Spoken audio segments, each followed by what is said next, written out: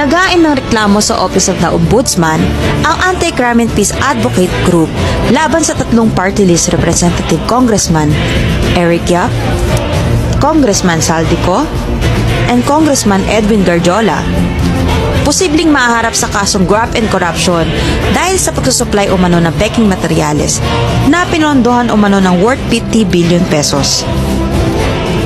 Kami ng leader complaint sa Ombudsman para gumawa sila ng fact-finding about this corruption, no? Na nakikita namon at may mga ebidensya kami against these three congressmen.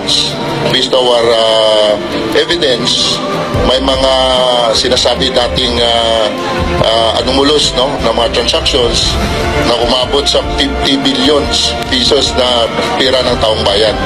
Malinaw anya na ang pagbebenta nito ng peking materyales ay paglabag sa Republic Act 9187 as a DPWH Department Order 032 Series of 2019 kung saan isinasaad na ang lahat ng materyales na may certification ng manufacturer or supplier ay nagsasabing na compliant ito sa specification requirements at non-infringement ng registered patents.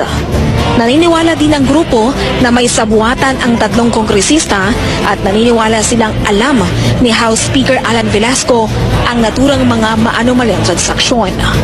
Based to this evidence, mayroon talaga connivance ang mga PAC dyan, yung mga Bids and Awards Committee at ang mga congressman ito kasi sila umawak ng budget eh. You just imagine itong si Congressman Eric Yap mayroon siyang sariling supplier, no? Siya ang nagsusupply ng mga fake na mga slope materials doon sa mga landslide. O you just imagine, nandito sa SEC niya, may copy siya.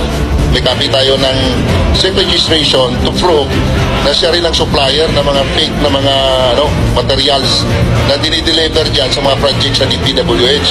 Kasi dito sa ebidensya, makikita natin na hindi ka makakapasok na kontraktor kung hindi ka dadaan sa kanila, no? Itong tatlong, sabihin natin tatlong congressman na umawak ng budget, bago ka sasali doon sa bidding na bilyon, dadaan ka muna sa kanila. Pag walang sa kanila, clearance, hindi ka part ng contractor dyan. You just imagine that is public bidding. Umalo sa ginanap na press conference sa isang restaurant sa QC nitong nakaraan June 14, 2022, ang president at founder ng Task Force Kasanag International na si Mr. John Chong. Papahindig at may mga result din, no? So, siguro, dahil babago yung ating decision, kailangan malaman din ng bagong grupo itong problema na matagal na, especially itong mga arranged bidding sa DPWH, no? Na inaarig-ariglo lang ng mga sabihin natin mga matataas na tungkulin sa gobyerno, no? So itong mga evidence na hawak namin, ito'y nagpapatunay na talagang may hindi magandang pangyayari dyan sa DPWH, no? So kailangan magawa nito ng aksyon ang bagong uupo na administration at magawa din ng atensyon at magagawa ng fact-finding ang Office of the Ombudsman regarding this matter na siguro matagal na itong gawain, no, ng mga congressman. Ang nasabing reklamo ay nag-ugat sa isang proyekto ng Landslide Slope Protection System.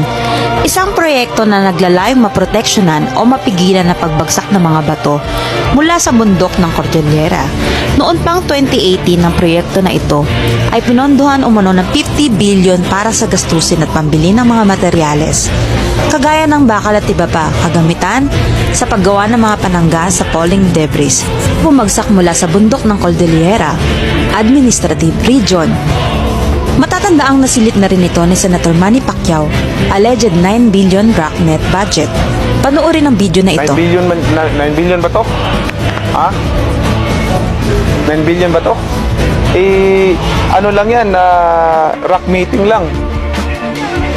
About sa slope protection rock meeting project which is under my Committee on Public Works. Nakalagay dito ay corruption ng ang budget ay 9 billion mahigit.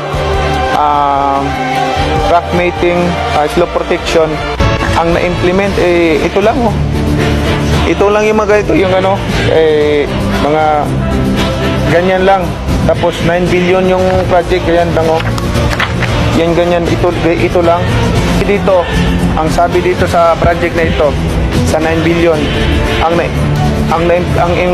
na-implement lang yata is pinapalabas na fully implemented na yung project, pero ang ano lang, nasa 25% lang ang implemented. Ginawa itong project na ito nung siya na ang caretaker. Itong tinitingnan ko, imbestigahan natin to, hindi natin palalapasin to dahil kung ganito pa lang, nandyan. Umaasa naman ng Anti-Crime and Peace Advocate Group na madanig ang kanilang hiling na maimbestigahan ng 3 congressman, lalo na't uupo sa Malacanang ng elected president na si Bongbong Marcos.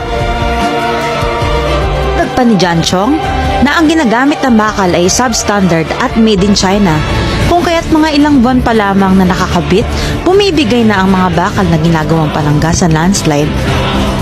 Talaga namang delikado ang mga ito. Mantalang silipin naman ang landslide project. Tignan kung gaano kadelikado ang mga ito, lalo na't sa mga dumadaan.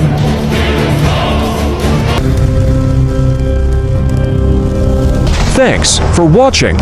Please subscribe my YouTube channel. Follow, like, comment, and share.